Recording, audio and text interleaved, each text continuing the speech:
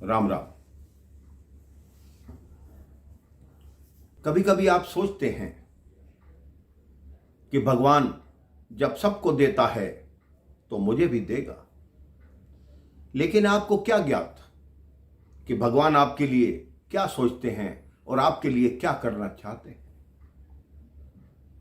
एक भिक्षुक थे जो गांव में भिक्षा मांगकर अपना पेट भरते थे और भगवान का धन्यवाद करते थे।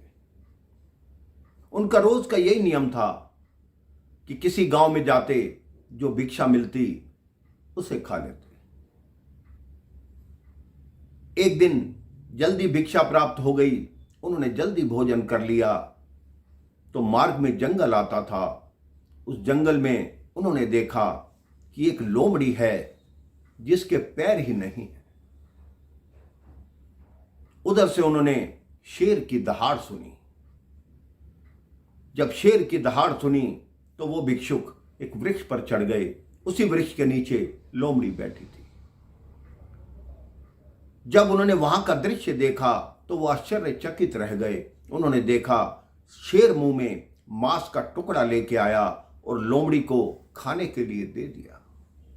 हालांकि उन्होंने ये सोचा था कि शेर आते ही इस लोमड़ी को खाएगा। अब उन्होंने प्रतिदिन उसी स्थान पर जाना आरंभ किया। जब 4-5 दिन तक लगातार उन्होंने यही देखा कि शेर मांस का टुकड़ा लाता है और लोमड़ी का पेट भरता है, तब उस भिक्षुक के मन में यह विश्वास हो गया कि भगवान हर जीव का, हर मानव का पेट भरते हैं। उस भिक्षुक के मन में भी यही बात आई कि कल से मैं भिक्षा मांगने नहीं जाऊंगा, भगवान मेरा पेट भी मेरी कुटिया में ही भरेंगे। यही हट करके वो अपनी कुटिया में बैठ गया।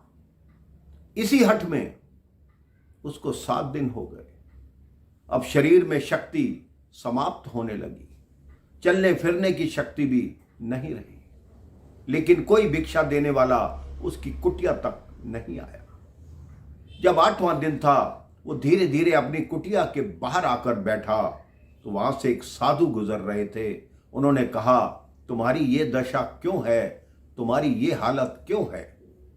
तब उस भिक्षुक ने कहा कि ऐसे ऐसे एक लोमड़ी है, उसके पांव नहीं हैं, उसको शेर रोज खाने को मांस देता है। जब लोमड़ी को मांस मिल सकता है तो भगवान मुझे खाने के लिए क्यों नहीं दे रहा? साधु ने एक ही पंक्ति में उसकी शंका का निवारण कर दिया। साधु ने कहा, हो सकता है कि भगवान तुम्हें लोमड़ी नहीं शेर बनाना चाहता हो। भगवान ये चाहता हो कि तुम लाकर दूसरों को खिलाओ। भगवान ये नहीं चाहते कि दूसरे लाकर तुम्हें खिलाएं। तब उस भिक्षुक की आंख खुली। उस दिन के पश्चात वो जो भी भिक्षा लाता पहले किसी और जरूरतमंद को देता, उसके बाद जो बचता वो अपने लिए रखता।